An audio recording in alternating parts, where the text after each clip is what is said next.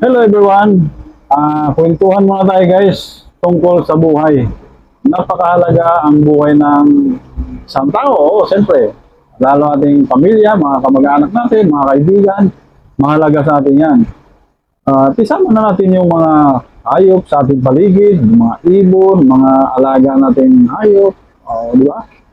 May ano din tayo, responsibilidad sa ating mga paligid, lalo sa mga hayop. Meron kasi akong napulot na nalaglag ito sa kanyang pugad.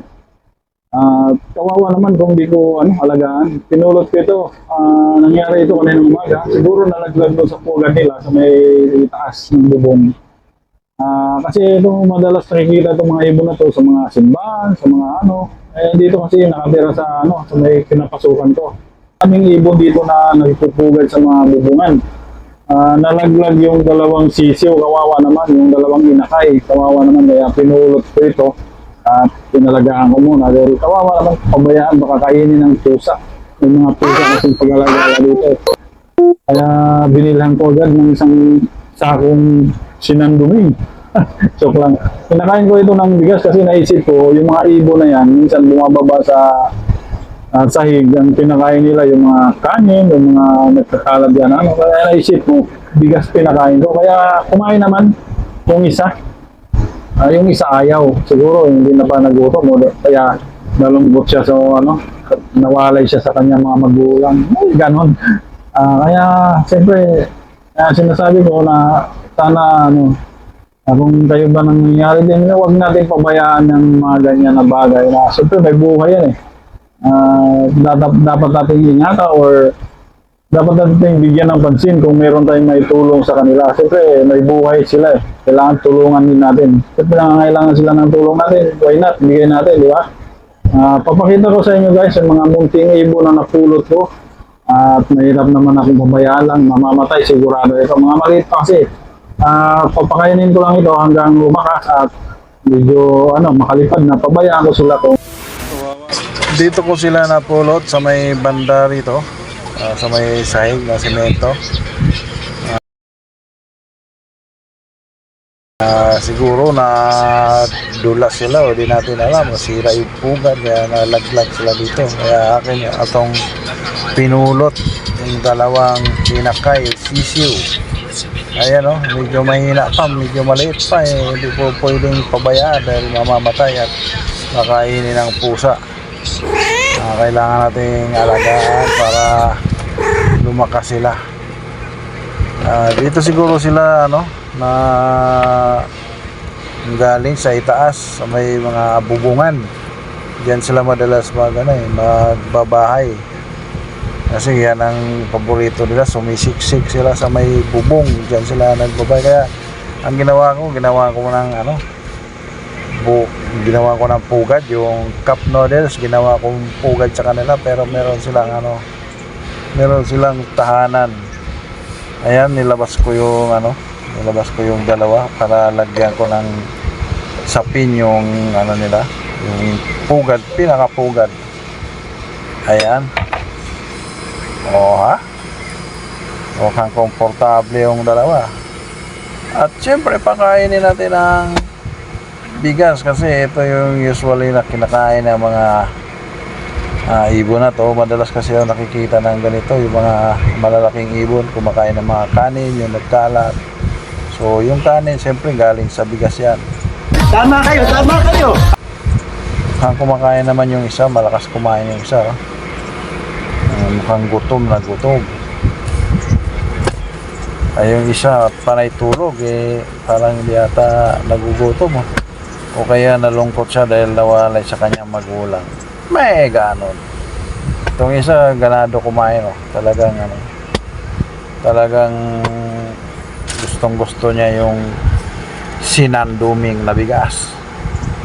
Yung isa tulog na tulog kaya walang response kasi pang mga inakay, pag kinalabit mo yung mga tuka nila, siyempre pagkain yan bubukan yung mga bibig. So itong isa ayaw mag-response, talagang nalulungkot niya ata ayun ayaw ata kumain.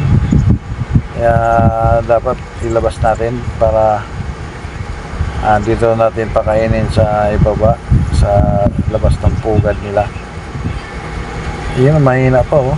Tingnan mo naman oh. Hinang-hina pa yung katawan ng mga sisiyo. Kailangan talaga alagaan pa ng nanay. Wala pa rin response. Ito, gumanga na. Mukhang gutom din pala. Kaso ayaw niyang ibuka yung bibig niya. Nahirapan ako dito eh. Siyempre hindi naman tayo magulang ng mga ibon na to eh. Kailangan lang natin i-rescue to dahil na kawawa naman kung pabayaan. Kakainin sila ng pusang gala. Mahina siyang kumain. Mukhang nanghihina pa siya. Ayan, naganda tayo ng plato.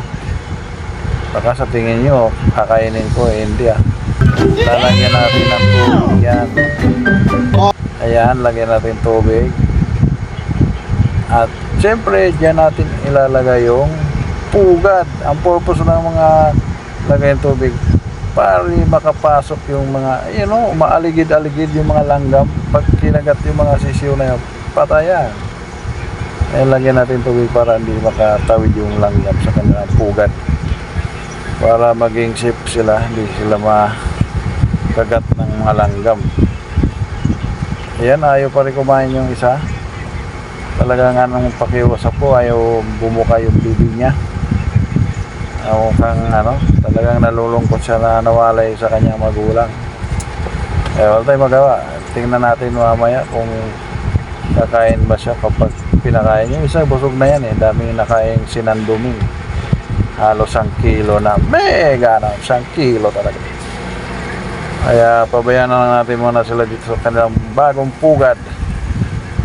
Ibabalik natin yung isa. Ayaw talaga kumain. Mahina. Baka mamaya makaramdam ito ng gutom. Bubuka na yung bibig niya. Ayan hinang-hina pa. Ibalik natin sa pugad para matutulog na yan mayan.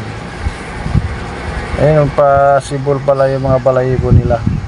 Talagang mahina pa. At Time check 6:40. Oras na naman pakainin ang ating mga alagang munting ibon. At ayan, nakarili na ating pagkain.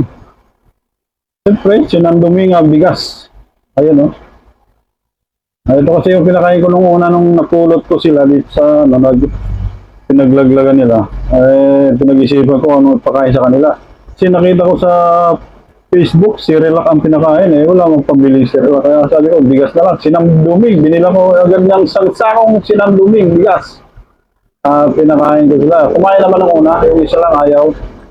Kaya ngayon, ayan sila Akala nyo, cup noodles yan. Hindi yan, may laman niya na mga munting ibon na yan, tahimik na sila Pag sinipulan ko yan, guys, kita mo yung reaction nila. Alam nila yung pagkain yan. Sisipulan ko. Kita mo? Alam na nila yan, pagkain na yung pag sinipulan. Papakainin natin ang bigas na sinanduming. Okay, nga na yung mga bibig, mga bibi. Okay, it's your food. Ha? Ayun na kayo, hapunan nyo.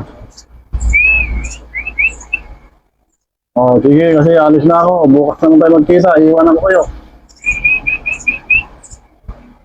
Palakas kayo dahil wala yung magulang nyo.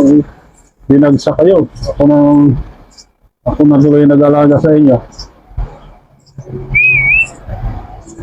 Sige, magpakapuso kayo. Kasi pag lumakas na kayo, pakawalan ko na kayo.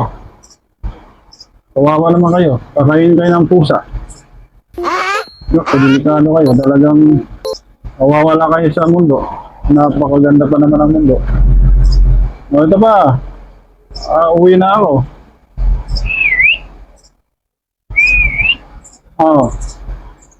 Sige, kain lang. Sige, kain. Kain.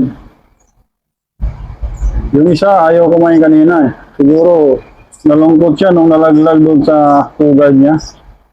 Talagang bumagsak sila sa simento. Buti, buhay pa rin Kawawa naman pag kinain ng mga pusa. Kaya medyo lumakas na kasi nakakain na sila ng bigas. Alam ko kasi kumakain ng bigas to kasi pag nagtapon ng kanin, kinakain naman ng mga nanay pag naglipar. Ito yung mga ibon na makikita mo madalas guys sa simbahan. Tinatawag nga ng iba to, ibon ng pare. Pinalaglag ito dito sa may pwesto ko. Kaninang umaga, alas 8. Kawawa naman kung pabayaan. Siyempre may buhay din mga to eh. Siguro nakalaglag sa pugad nila kaya may ano rin tayo sa ating kapaligiran, responsibilidad na dapat natin i-apply sa mga hayop o mga ibon. Kung kailangan yung tulong natin, why not? Kung kaya natin, di ba? Pakainin natin sila hanggang lumakas. At pag lumakas na, pwede natin bakawalan.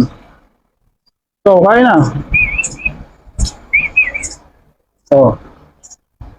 Hindi kain.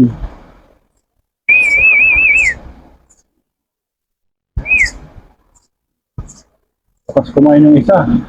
Yung isa, ano? Tutulog na ata. Kain kayo, dahil uwi na ako.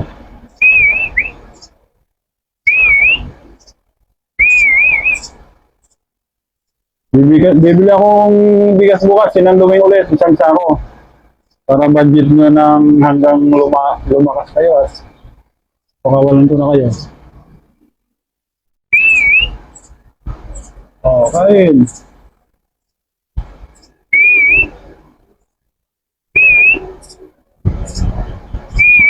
Kaya na isa, busog na. Ang isa, natakaw eh. Okay, busog na. Okay, iwanan ko na kayo. Bukas ulit.